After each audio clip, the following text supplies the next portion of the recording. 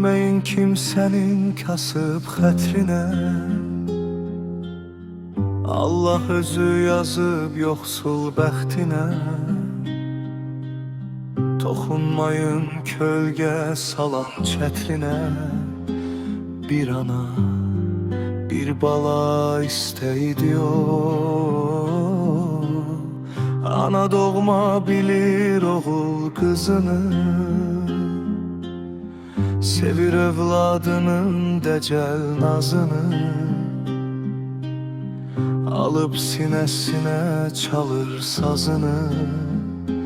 Bir ata, bir ana istəyidi o.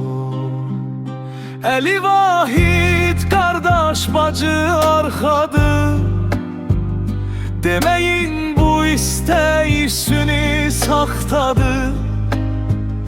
Ürəyim sevindi, təbim çağladı. İlahi sevgisi istəyidi o.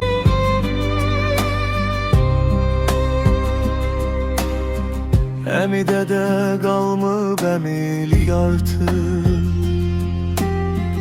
Dayı dayad olub yadlaşıb artıq. Kölgəsiz yerləri gəzib bir anlıq. Bir dayı, bir xala istəyidi o. Əli vahid, qardaş bacı arxadır. Deməyin bu istək süni saxtadır. Ürəyim sevindi, təbim çağladı. İlahi sevgisi istəyidi o. İlahi sevgisi